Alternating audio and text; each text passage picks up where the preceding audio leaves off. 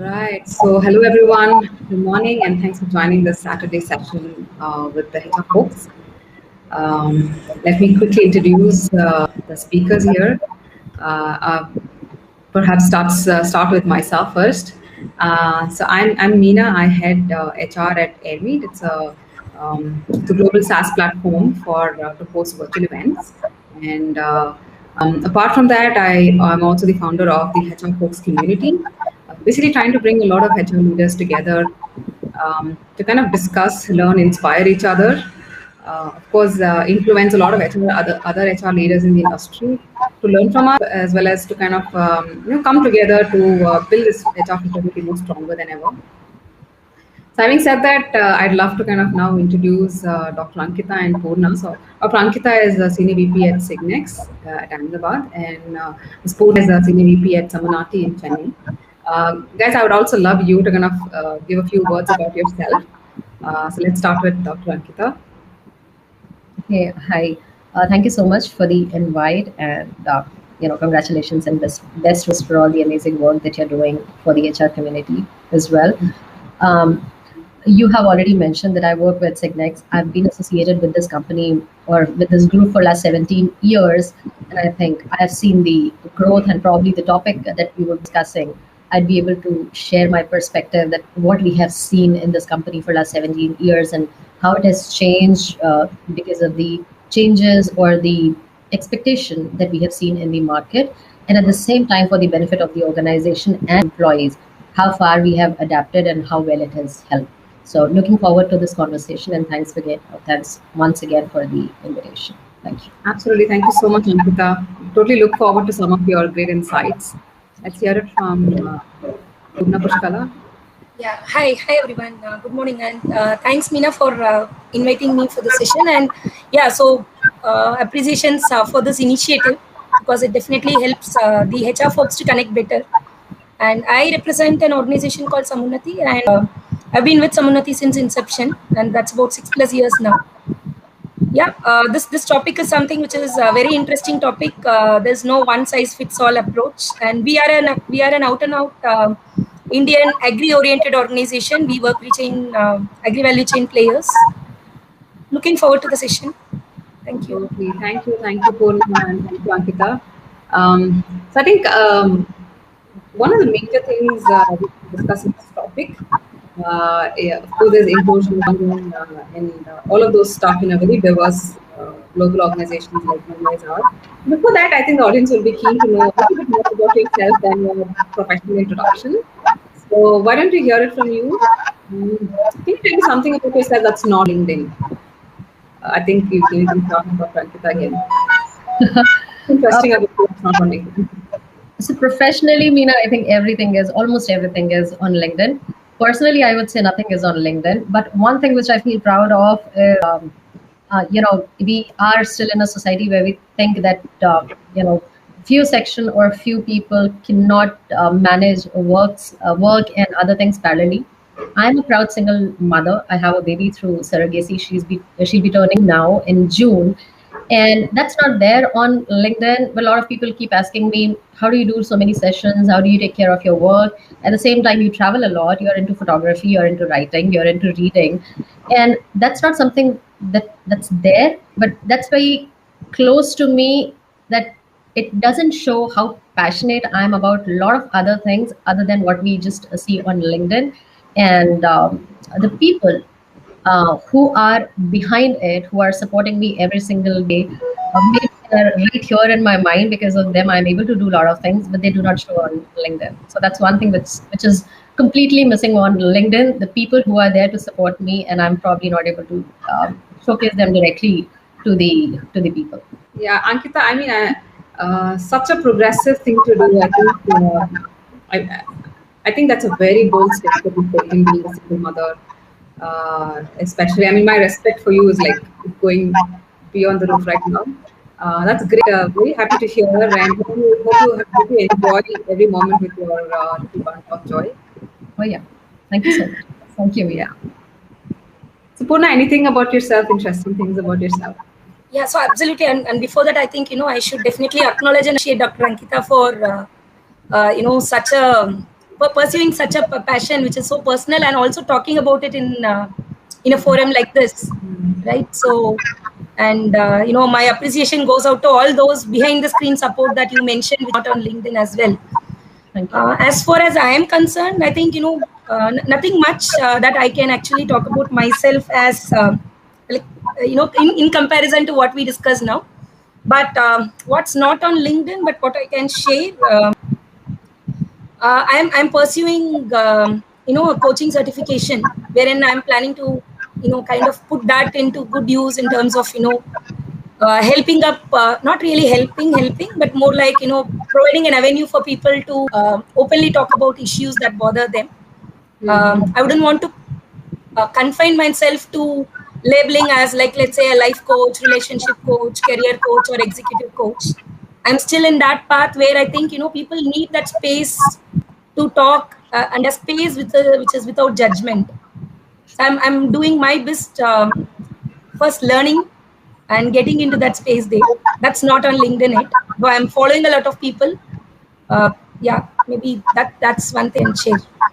That's amazing. That's amazing, Poorna. I hope you find success in coaching people, especially like you said, you're putting it to use for the rest of the society, to kind of really unearth people and ensure that they speak about things that people are not aware of.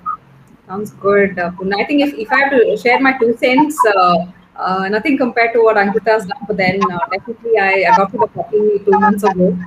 That has immensely changed my life. Suddenly I see myself, in a place where you feel so relaxed, you're always the puppy, you're caring for the puppy. Of course, I have 2 kids, right? Parallelly managing 2 kids apart from that, but the kids also are learning from the little puppy. Suddenly, if you see, the household is more calmer. Yeah. We're less arguing and all of that, and we want to spend more time with puppy, playing outside, taking her for a walk and stuff like that. So that has definitely changed my life. I've been probably telling that in multiple of my sessions here. So that's my quick addition to this topic here. But yeah, apart from that, I also wanted to do a quick this or that question. It's more like a rapid fire. So that's for you guys. All right. So I'll kind of shoot a few questions. You can't think, you might answer within a second. Okay. These are very simple questions. All right, so I'll shoot this first to Dr. Ankita, and then Poorna can take it. So Ankita, would you consider hybrid workspace or a remote workspace? No thinking. Or did we lose Ankita? I think we have lost her. The question just blew her mind. Okay, we'll wait for her back. But anyway, Poorna, I think it's ultimately the question goes to you now. Would you prefer a hybrid workplace? Because a lot of organizations are going towards hybrid, which is like a mix of office and mix of work from. Or would you kind of prefer full-time work? No, for us, given the sector we are serving, it would be hybrid. There are no 2 ways about it. No, but this is a personal question. If I shoot that question to you, what would your mind pick?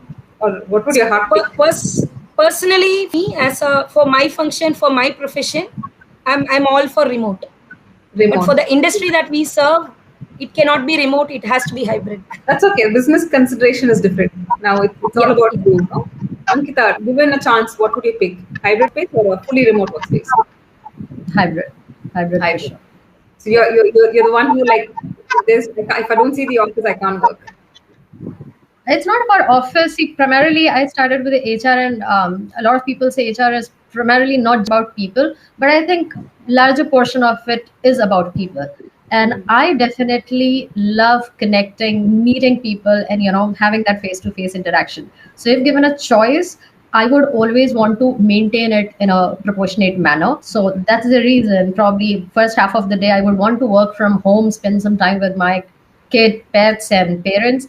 And second half of the day, definitely would want to meet the second family and be with them. So that's the reason, probably the hybrid. That is pretty sweet. But at just giving my thoughts about this, but at Airmeet as such, right, which is a virtual platform, we kind of practice our own offering, right? So we are a fully remote virtual first organization. And then in the last 1 year, we've been virtual from day zero. It's not like pandemic pushed us into the virtual scenario as such. But in the last 1 year, we've proved to the world that some of the, I think there are very few global companies who are virtual now. I think we are joining that bandwagon right now. And we've proved to the world that we can be fully efficient being remote. I think everyone that we pick in the organization, handpick in the organization, we ensure that they love remote work, because even if there's a tinge of disappointment that they can't work without the office, I think they will really feel in the office. So we ensure that we bring in people who are super thrilled to work in the remote work culture. In fact, we have a few people who've taken it to an extent where a lot of people working from the mountains. One girl has just moved to Goa and working from there. So they kind of love the fact that this gives flexibility for them to kind of really work from anywhere. So my pick could be remote work. So let's just move on to the next quick question. Let's not spend too much time on this and that. We can quickly, answer those questions and move on to the topic. So what would you pick? Expert HR or bold HR? Ankita. Expert HR or bold HR? Bold HR. I think I would pick up empathetic HR.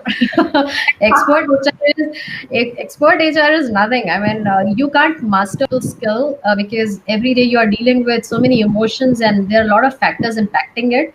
So you cannot become expert. So I don't think ever in my life I would consider expert HR. Now, bold HR are two different scenarios. I don't think I will ever get bold to HR.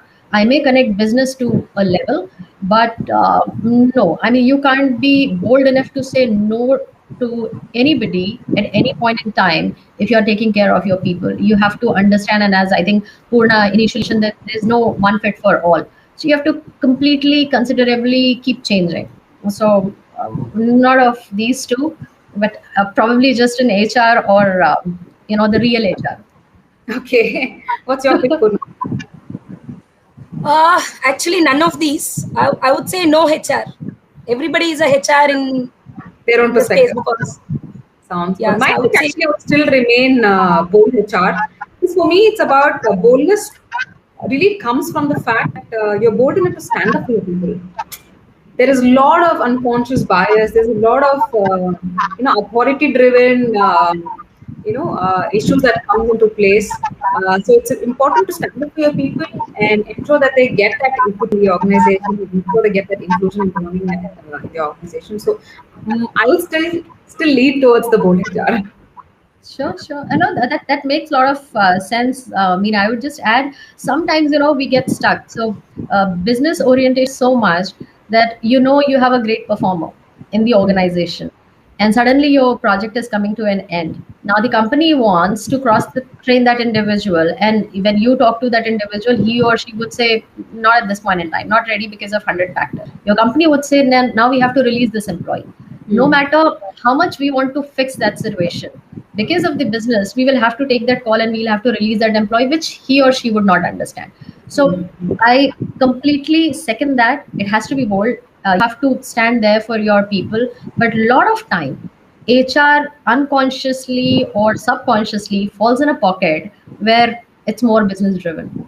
Maybe at that situation, you might want to stand up to give evidence for the person, ensure there is an outplacement that is provided for the person. Maybe those are calls that we can still take and demonstrate the bonus of that fact. Yeah. In fact, that's where I would say make everyone a HR, because this work doesn't fall into one bucket, right? If, let's say, the scenario that Ankita mentioned, you have a manager who thinks for the organization, for the people, the person would be empathetic enough to understand the realities and propose alternates than say, this person of my team, I don't know what you do with this person, but I don't want this baggage. Totally, I think that's where. Absolutely. Totally resonate. I think I go back to my managers and tell them that for your team, you're the HR. When people come to me, that means you've not done your job well. True. Right? Sounds good. Great. Let's dive into the topic of discussion here today. Just before we deep dive into it, I'd really love to understand how are your organization structured? How hybrid or how diverse is your organizations. Perhaps I can start for Purna this morning. How diverse or how hybrid is your organization structure today? See, we are as hybrid as we can get because we work like how Army. Some pockets of our people work with office spaces. They work from home. They work completely remotely. We have some locations where we have officers. People come because they have some work that involves paper scanning, dispatching, and a lot of those. So we are hybrid as we can get in this current COVID context, and we are also as hybrid as we can get in terms of the age groups, the kind of people profile, because we ourselves are though we are a small organization, we are a very we offer several solutions. We resemble banks and NBFCs in pockets. We resemble trading organizations in pockets. We resemble a NGO, a development sector in some pockets, right? So we are as diverse and as hybrid as we can get. But we are a completely Indian organization, which means, I have my staff from a full-fledged remote location, which is not even your tier 4 quality, does not fit there, to someone who is operating in like all metros to everything. So that ways, I would say we have about 600 people overall connected with us. These are all people from very, very diverse spectrum. I think it's truly diverse here because you see different tiers and you're ensuring that they come together as one. That's great. So, Ankita, what kind of structure do you have? How diverse or how hybrid is your team? So even before COVID, I think we were considerably hybrid as far as the model is concerned, because we have people at all possible locations. We have projects. Being an ITES open source company, it becomes more possible to us. After COVID, obviously for most of the organization, safety comes first. So we completely moved from hybrid to remote. So as of today, 100% of our employees are working from home, and we wish to continue that till the time we hear that the situation is normal and we can safely have our employees back in office. So till then, we are not even thinking of 5% of our employees back in office. So that remains the model for now. Later, when things are normal, probably we'll go back to hybrid model where we were before COVID.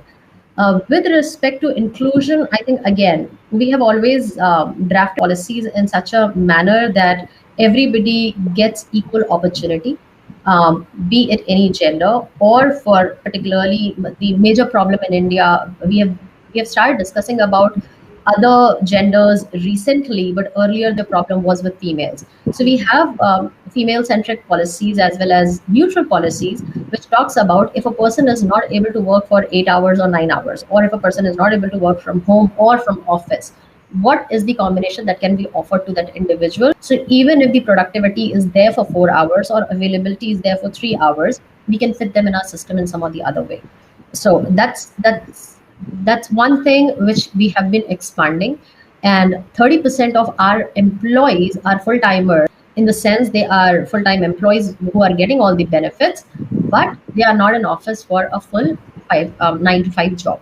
So somebody is working for 2 hours, and this is not just for females, this is for males as well. So somebody who is taking care of the kid while his spouse is on ML and he also wants to support. So we are doing that kind of arrangements and considerations, and trying to make it as neutral as possible. And the base for it is, one is performance centric, and the second is go personal, wherein do not pile up with the general policies. Instead, understand the individual and put them in the business model. And we have, fortunately, because we have short-term projects and we are an open source company, we have those pockets where we can put in people with different requirements for a certain period of time. Got it. Sounds good. I think, Ankita, now, if we see lately, right, you said 30% of FTEs. I think it's quite similar if you see, not just with startups, a lot of established companies also now, with the gig economy growing, you see a lot of hybrid workplaces springing up largely, because it's not like the similar kind of people that you have. There are full-timers, there are freelancers, there are interns, there are augmented staff, there are third-party consultants. they all become a part of the organization, and suddenly we'll be at a stage, especially HRs, having sleepless nights about how do we ensure, we give all the benefits to these people because they're anyway coming together to contribute for the company that for the success of the business that we want, right? So in that front, what kind of benefits or what kind of inclusion initiatives have you done in a hybrid environment? Hybrid environment is, for example, you have an FTE and FTC reporting into the same manager, right? Sometimes manager himself is looking at the FTC differently and the FTE differently. Both are doing the same job. He's got the FTC because we couldn't hire full time so fast because business needs are faster, right? Right. And he goes to the FTA takes 2 days leave, but FTC doesn't get the leave, right? And FT gets benefits, FTC doesn't get the benefit. There's a lot of bias like that. So how do you see what kind of inclusion initiatives have you really come up with in a hybrid environment? So, Meena, a very beautiful question, and I would say that again, instead of going with a general approach, we have to look into particular case. There would be a lot of people in a permanent model who would not need those many leaves or those many considerations. There would be a lot of people in the third party vendor or in a gig model who would need some kind of support. So one is ensuring that your statutory compliances are taken care. So that's kept aside. So that's the defined thing as per the norms. The second one is when you as an organization have the flexibility to work around policies, how neutral you are, how focused you are, taking individuals' requirement in mind, that helps. Now, how do you build that in the system? First, just probably keeping everything open won't help. You have to set processes for each. So we have a combination in a particular team. You have to train the manager who's taking care of them. One, if you tell them, you know what, these are the full timers and they should get the preference because they are, it's all about the longevity. Other people who are not connected with us, it's okay. Even if one would leave, it's responsibility of the vendor to provide us the second person immediately. That kind of coaching, counseling, training has to be initiated by the organization. So the people manager understand it really well, that it's about contribution and value they bring onto the table. It's not about the so-called title or where they are coming from or what kind of hybrid title they hold. So that's one thing I would say. Second is not neutral but equal. Equal opportunity policies that should be drafted and circulated. Third is capability centric process, which I initially said. We are still stuck with culture fit, whether this person will come in and fit in the organization. That has to be replaced with culture, wherein everybody will come with their own challenges, with their own capabilities. You have to build a system where you can add them and ensure that they are able to deliver or they are able to provide return in the expected manner. So I think these 3 or 4 pointers I would want to say that communication, process, culture, and not a culture fit but culture add. And this is what we have done under our Equal program, which talks about employees who exist in the system in your team, and they should just be considered as 1, 2, 3, 4, 5 employees who are contributing, who are part of your close team, and they should be taken care in an equal manner without considering gender, without considering how much available they are. A manager should be purely focusing on what kind of output they can give, how they can enable, and to do a particular task. 2 things are clearly mentioned: what is expected out of you, and what do you expect from the organization or manager. And I think the very basic fundamental steps are taking care of the entire hybrid model in our place. Beautiful, beautiful, Ankita. I think I totally love the fact that you're bringing in the equal opportunity, equal working kind of structure within your teams. I love the fact about the culture add, right? Many people are right now too rigid about, I don't see this person culturally fit. Yeah. I don't think people on HRs, especially managers, are understanding that not everybody comes from the same background. Doesn't mean that they will fit into some stereotype that we are trying to define, right? Each one has their own problems. They are going to come with their problems into your organization, trying to see whether they can get solutions for their problems in this place. Right. So it's important that there is a win-win and not necessarily only a fitment aspect that is looked into. Beautifully put there. One thing that I'm going to really add here is I also saw that many times managers hesitate to give feedback to folks that are not permanent. Right? They feel it's their job to just deliver. Feedback is not required because they're not our employee. I don't spend time doing one-on-ones with them and stuff like that, right? So so what do you have to say about Purna? I think you can also answer this question. What do you have to say about that type of culture? Of course, you're putting one team policies, you're telling how to behave and all that, but these people are not spending time with FTCs or other employees or freelancers, thinking still there is, see, they want to include, but still there is no belonging. Sure. So see, if you ask me, I think, it largely also depends on what kind of projects and what kind of work. Sometimes, you really don't need the managers to spell out feedback per se, because, in an environment which is completely like IT or an ITES, there are systems and dashboards that speak to the respective employee. What really makes it an inclusive place is not the way the manager gives feedback, but the way the manager connects in terms of, the daily planning to engagement and all of that. While I'm practically not, in a scenario where I have handled, let's say, an equal amount of consultants or interns kind of a thing, we are probably like 10% consultant kind of workforce overall. And we don't different. We are still equal employment. For me, the 10% is part of the mainstream. Like Ankita pointed out, other than that, 1 or 2 statutory benefits, which are linked to your employment code and the date of joining and all of that, for us, all are applicable for everyone. Right from office timings to leave policies to insurance benefits to travel policies, we do not differentiate anybody. Even when our interns join, though they come in only for 2 months, the engagement we have with in terms of the processes is so rigorous that the manager has actually is forced into that, right? Because the managers come from their own background.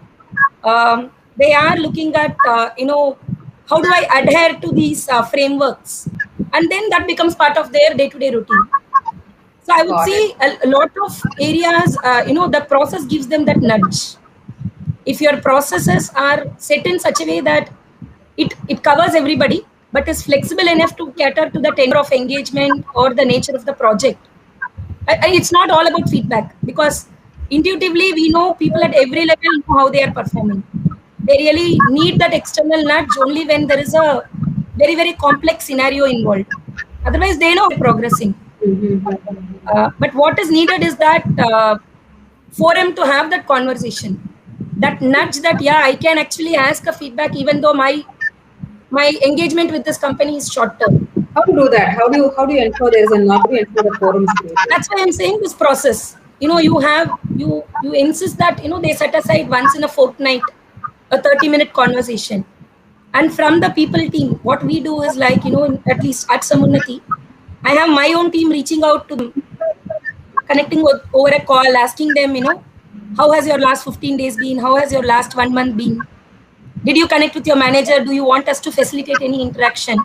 So that makes them feel really included. Doesn't matter whatever is the tenure.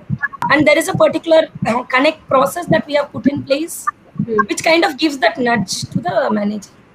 Got it. Anything from your end, Ankita? How would you solve for this? There is inclusion, but there is no belonging, and plus they don't. Sometimes, people, of course, there's a lot of processes, but still, I can visibly see a lot of managers don't do it because they still have that feeling that these people may not belong to us for the longest, right? So, what in your opinion, or what kind of initiatives have you seen that helps beat this? True. So I agree, Meena, but so a lot of people think that leadership is something which is inbuilt and that cannot be, people cannot be trained. Wherein we know that leadership is a trainable, it's more like a skill. Now, when you are handling people, when you are extending your HR role to a people manager, you have to play a major role, or at least consistent role when you are handling that particular team. Now, definitely processes would be the base. We have to create processes, but we as HR people or people person, we also have to be part of that process. So one, it includes, you have to mentor and you have to train managers that these are things that you have to do. Now, definitely processes would be the base. We have to create processes, but we as HR people or people person, we also have to be part of that process. So one, it includes, you have to mentor and you have to train managers that these are things that you have to do. Now, definitely processes would be the base. We have to create processes, but we as HR people or people person, we also have to be part of that process. So one, it includes, you have to mentor and you have to train managers that these are things that you have to do. Now, I'm sure you must be feeling or coming across similar thing in your organization. Every manager is busy with logical, KRAs, and they would say, "Boss, I don't have that much time. You want me to sit with this individual every week? I don't have time." You have to attach it. If at all you would say, you know what, this is HR process, I want fortnightly or monthly review for this individual, because they may not feel that they do not belong to the system or they do not belong to the team. Probably they would say that we are dictating and it's just part of the process, and they would not do it. So you have to attach it to something, wherein you have to say that if a person is having performance issue, we have to identify what kind of training has to be given, and you need to come back to us so that we can enable it for you quickly, and you can ensure that the people are getting trained at the right time and they would be able to serve you better and the productivity will go up.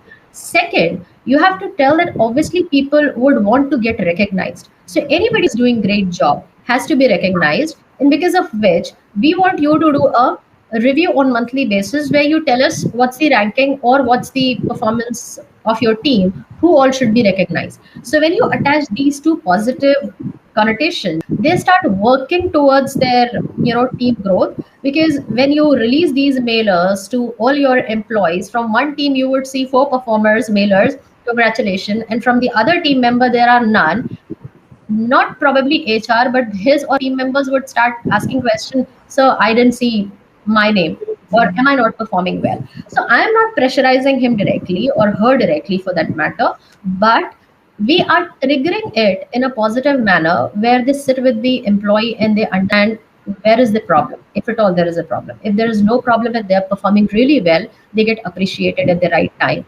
And these two things ensure that they are connecting with each employee on regular basis, and both the agenda is served, which is the expectation from organization end, and at the same time the expectation from employee end. If at all they feel that fine, you have given me this work, but this is where the system is lacking, we can provide the timely support.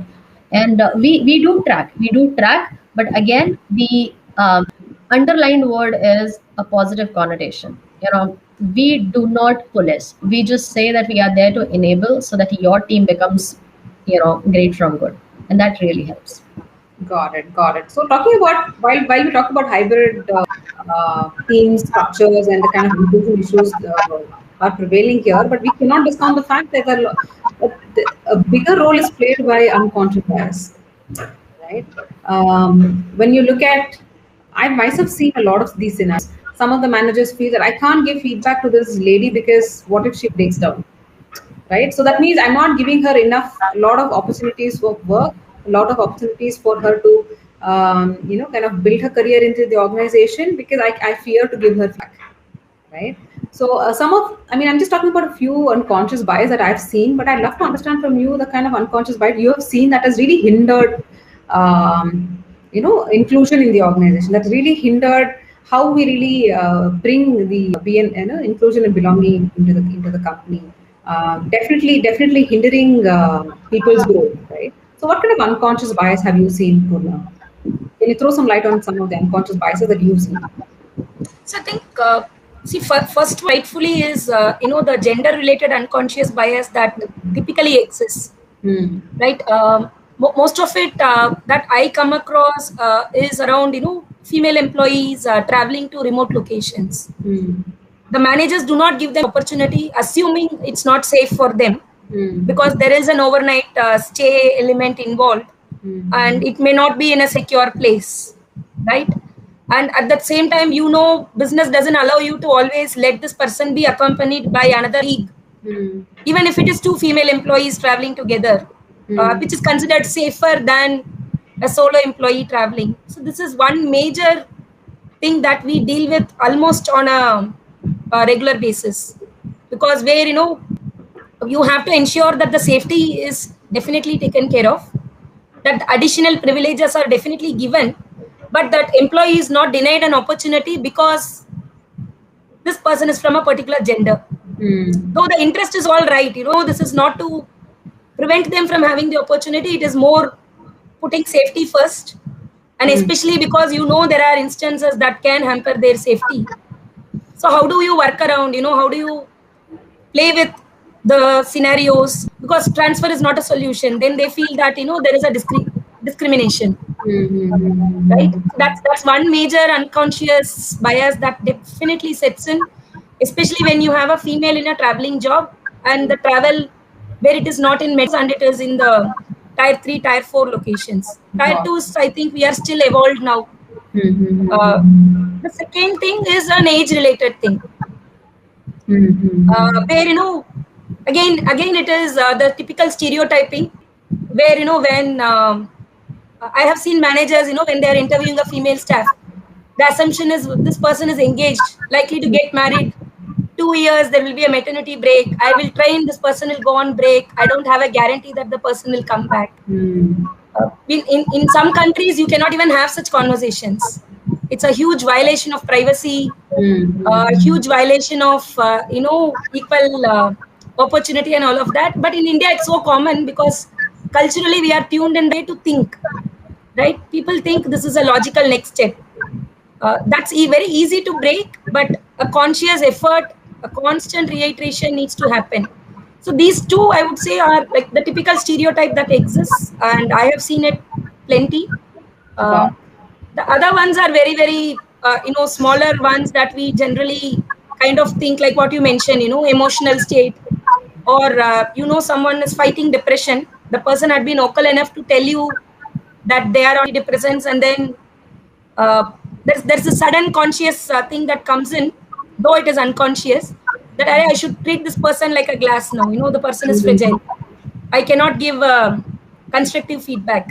I cannot Mm-hmm. now be more critical about this employee because he or she may break down at any point of time. I don't want to push this person, all with good interests at heart, but is definitely an unconscious bias leading to the other person feeling that they are getting the same advantage. True, true. There's a lot. So I think you touched upon a lot of these hygiene concerns that leads into unconscious bias. It could be gender, it could be age, it could be uh, even to an extent that I've seen this to an extent where we all belong to this tier one premium institutes. We don't want to include anyone else into the group that we are right now. There's several people who also end up discriminating or having unconscious bias related to people from different backgrounds, right? Coming from rural places and all of that. So these are very hygiene related unconscious bias. Is there any other type of unconscious bias you've seen, Ankita? I think Purna has beautifully covered almost everything. Probably when we talk about unconscious biasness, the derivation is you're not aware and you're still doing it. And when we talk about it, it comes more from the culture. As you rightly said, when we talk about somebody coming from a rural place where colleges are not great, we would not even want to know whether that person moved out and what kind of education he or she went through. We would probably just think that out of these two, if I have to select, I'll go ahead with this. Now, there is no discrimination, probably no direct discrimination, but the preference keeping business perspective in mind, who would be a better fit here. So again, fit is a problem because we are not ready to add, but we are still in the mode of plug and play, where get the best person, find the best position, get the best result. Any shortage or any incapability is not the first thing that we would want to identify, or we would want to do anything about it. So like Purna was talking about recruitment or hiring, even now when we purely go by numbers, if you talk about most of the organization and when we talk about STEM percentage, females are still below 18%, so they do not opt for that. And when you are hiring, the kind of talent pool you have, I mean, imagine you take 200 interviews and still you get 10 people selected. What is the chance, or what's the probability that you will get a good diverse pool selected for your organization? So these are probably not the things which are planned. It's not, you cannot blame the managers all the time that this was the intentional move, but the culture system is such that from the root, the way it has come up, the more it has expanded, probably the variation has got to a level where the probability or the inclusion, it's still quite low, and it'll get to a level where we'll be able to say that we are very conscious about unconscious biasness. our system is not inbuilt. Probably I'm talking about it, but tomorrow if you give me two options, not even without, not even without thinking about the business proposition that they'll bring in, probably something at the back of my mind will hit and I'll take some other decision, because that's the culture. So be it recruitment hiring, be it mid cycle when people come back from ML, and we feel that now it has already expanded from 3 months to 6 months, they would take four more months to take care of the kid, we'll have to wait for longevity. Do you want to appreciate them? Do you want to recognize them because they were on leave for 6 months? People who have been working in the system for about the year, the males or the other genders, they would feel that, oh, okay, she was not even there in the system for 6 months, and you are still appreciative of her work, and wherein we were coming every day 12 hours. So these are few things which cannot be completely ignored, be it about comeback, contribution, recruitment, mid cycle. So, I mean, what I mean to say, the culture is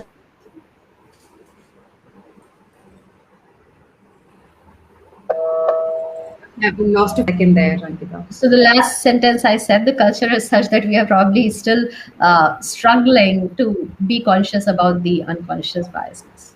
Got it. Got it. So other than training the managers, I know the best solution here is to keep training people about it. But other than that, how do we create awareness within the organization so that such biases don't exist and it doesn't become an integral part of the company, right? It's so important for creating awareness throughout, maybe not just the managers, but even everybody else, right? So what kind of initiatives do you kind of recommend, or you've kind of even initiated in your organizations to ensure such unconscious bias are brought in the limelight, and you ensure that people don't really fall back on it or take bad decisions based on that? So what we are doing, we are part of the system. As I said, when you are driving or when you call yourself enabling, business enabling function, you have to be part of the business. You have to understand each person. You have to understand what they are doing and how their team works. So one definitely is train managers by showing them that this is what is happening in the organization, and this is the culture of the organization that we want to build. When we talk about neutral, not neutral, but equal opportunity, this is what we mean. So communication has to be very strong. The lack of awareness is where the problem starts. People don't even know as an organization where we wish to go. So we have now, imagine, as I said, policing never helps. So in fact, if I being HR head, if I just go and keep telling them, this is you have to behave, or this is what we expect, they will never do it, because they'll say, fine, we know our job, you please, it's okay, we have heard you, but we'll do it in our own manner. So like for change management, you have change agents. For diversity and inclusion, you have to have proper ambassadors who are influencers, who are taken positively in the team, who are heard and who are part of the core team. So you identify those people, you influence them, you put them in training module where they understand what is expected as a culture of the organization and what role they will play and how you will be recognizing them. So that's the communication thing, which takes care of most of the things. Process, as Purna also mentioned, you have to be part of the process. You have to not only dictate or pass on, you have to be literally be a part of the process. You have to see and understand what's happening, and you have to tell them in a positive manner that this is how it can be improved, or this is where it is going little away from what we discussed. Can we do two more positive things, and can we come back on the track? And third, the culture. So when the seniors or when the top management, when your first second layer starts practicing, and it's every day, I think Purna initially mentioned that she believes in walking the talk. If everybody organization is just not talking about the policies or what we wish to do, but they are doing, when we talk about team composition, when we talk about recognition, which is clearly visible to rest of the employees, when they see that what it's written in your vision, mission, and your policy, it has been practiced by everybody at each layer, it becomes part of it. You know that this is how the system runs, and if I'm part of the system, I also have to contribute and participate in the same manner. So these 3 pointers, I think, culture, commission, and process, these have really helped. And it's not that HR or any people team is responsible to prepare it and pass it on. As I said, you are the driver, so you're part of it, no matter what you're doing in the organization. it is under your control, and it becomes easy to not monitor but to enable. Got it. I think that's one of the best practices I've seen lately as well, is to really identify champions, right? Identify those cultural champions in the organization, put the spotlight on them, and keep reinforcing those desired behaviors again and again, so that people become aware of.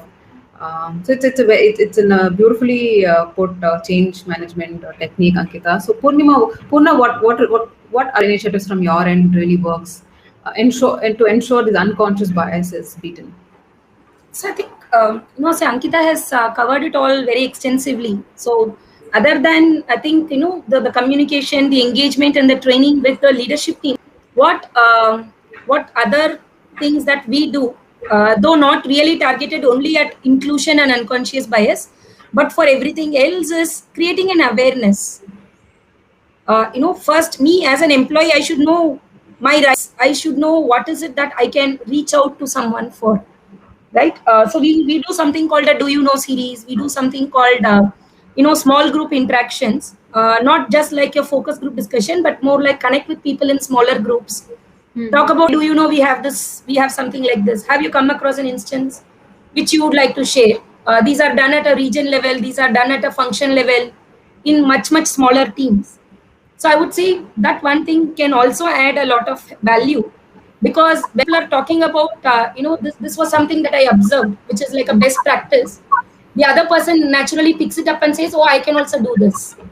Or when someone else said, I felt bad because of this particular conversation I had, we can easily go and fix it and say, yeah, right, that's not what we are. Maybe there is a misunderstanding. Let me fix it for you, here and now. The second thing is, I think, providing a very, very psychologically safe workspace to everyone. One side you are training, you are empowering the managers, that's all right. But then at that first element of me feeling that there is a discrimination, do I as an employee have a safe space where I can go and talk about it? So there are no more such repeat instances. So I would say from my dimension, if I have to just add to what Ankita mentioned, these two things, right? One, create a small open communication awareness channels, and two, come up with a lot of safe spaces for people to open up, exchange thoughts without any inhibition and fear. It's easier said than done, but very much doable if you have the right kind of champions who can drive it.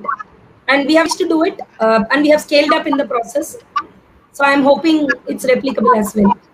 Beautifully put, Purna. I think you just spin around a lot of empathy around the business processes here to ensure there's a lot more inclusion in the organization. Definitely, I bet on creating psychologically safe places. So, I mean, there are several things that Admit we do because we are a fully virtual organization. It's very easy for people to start feeling that they're left alone, there's no visibility, there's absolutely no transparency.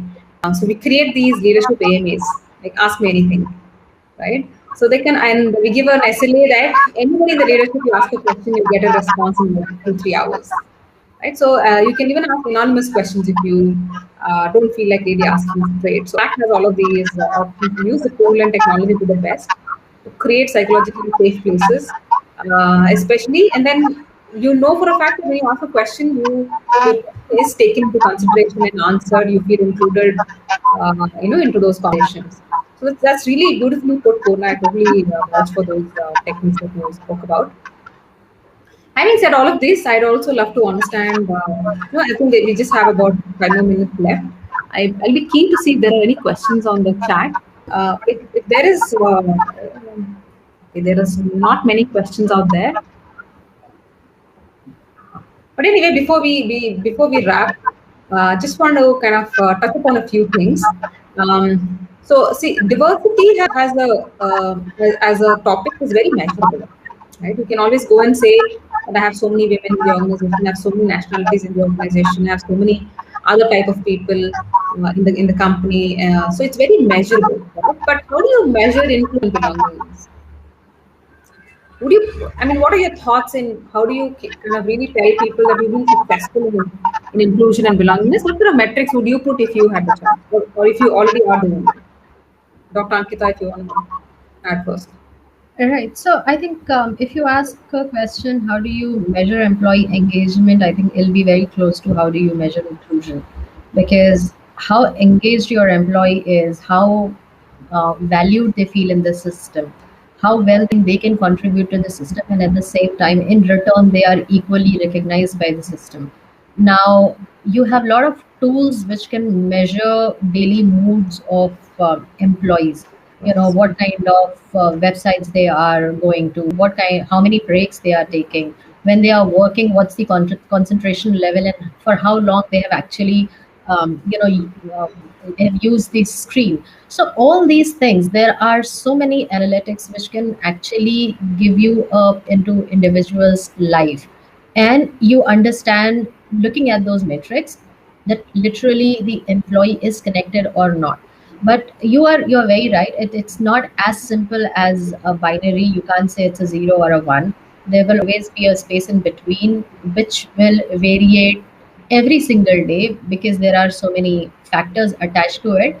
But you have to review it, if not every single day, probably whatever is the aim that you have decided for your organization, and you have to keep fixing it.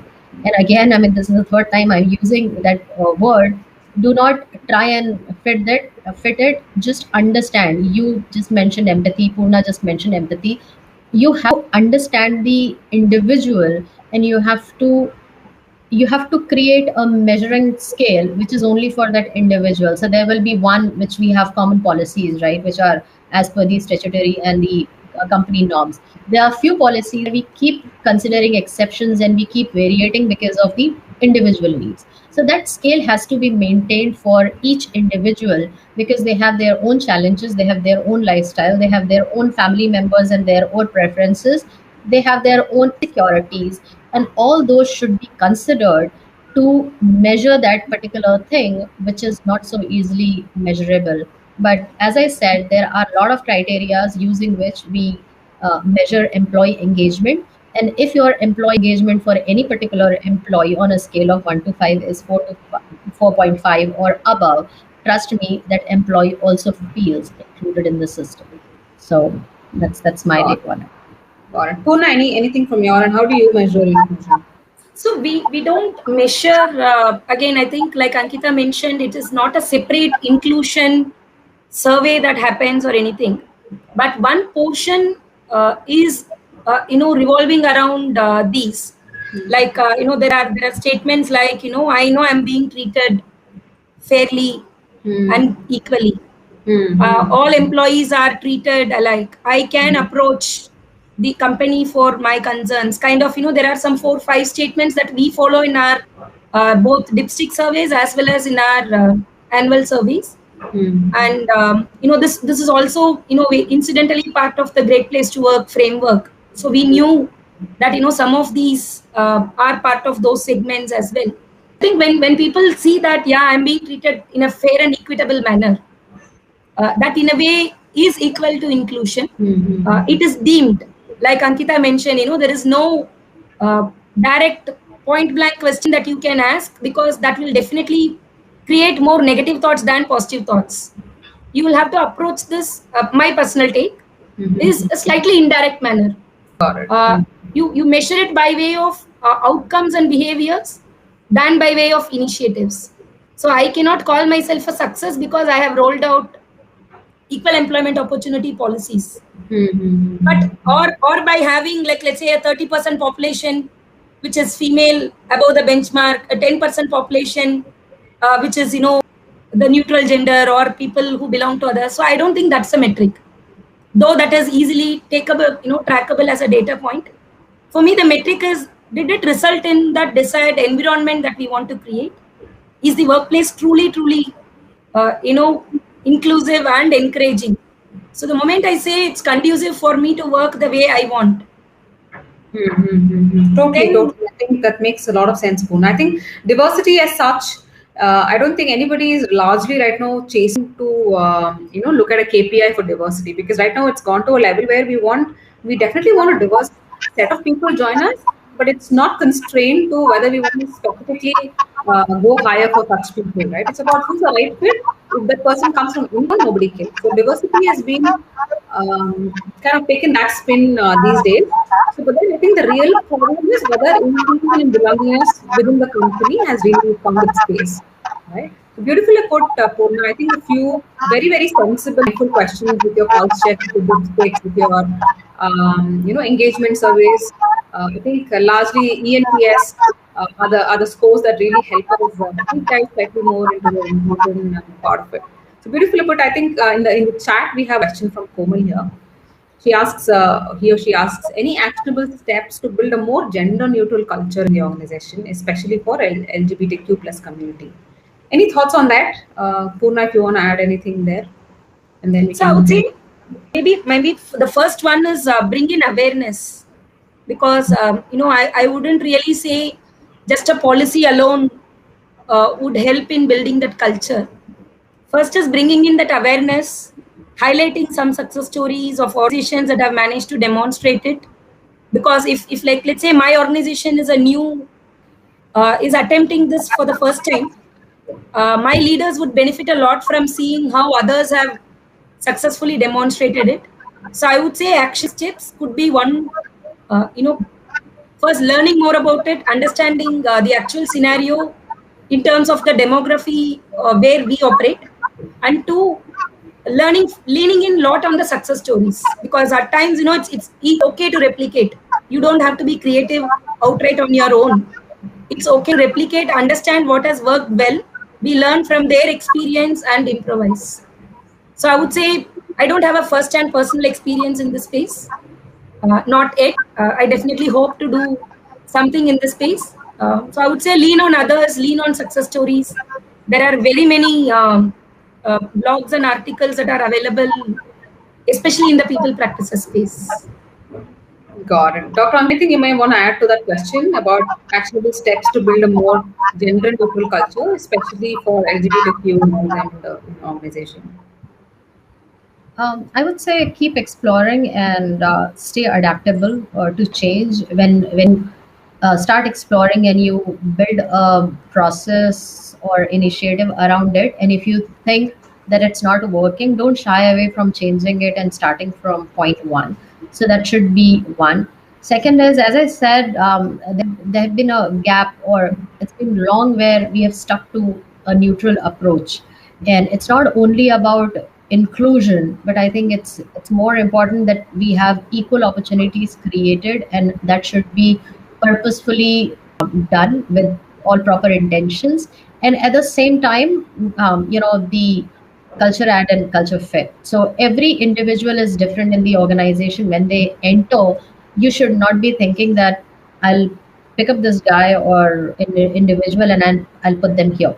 You should always understand what positives and negatives that individual is coming in with, how you can work on the negatives, how you can utilize or materialize the positives, where he or she or anybody else will be able to add in the system, and how should be the growth path defined. And all this is possible through the four things that we initially discussed. One is communication, process, training, and counseling. That has to be a continuous process, which has to not only be taken care at the lower level, but through all the levels, and that will help. Sure, thanks, Ankita. I hope that answered your question, Komal. I think it's just quickly summarizing it. It's just being extremely flexible. Like, for example, start from not building a very rigid policies around some of these things. Be open. Do not come up with one policy fits all kind of scenarios, right? You need to really customize and become approach more individually for some of these factors. Maybe it's the leave policy, maybe it's the medical insurance policy. Keeping it slightly flexible to accommodate different sort of people, I think that's more important. Staying agile is going to ensure that inclusion is more easier in the organization. Thank you for these thoughts, Dr. Ankita and Purna. I had a lovely time getting a lot of insights from you. I'm sure a lot of our other HR leaders will be viewing this, find it equally valuable. Thank you so much for today. I think today we are closing bang on time. Otherwise, we overspill 10 to 15 minutes. Thank you so much, guys. If anybody's in the audience, thanks so much for asking this question. And hope you guys have a great weekend. Thank you. Bye. Thank you. Thanks, Murna. Bye. Bye. Bye, Meena.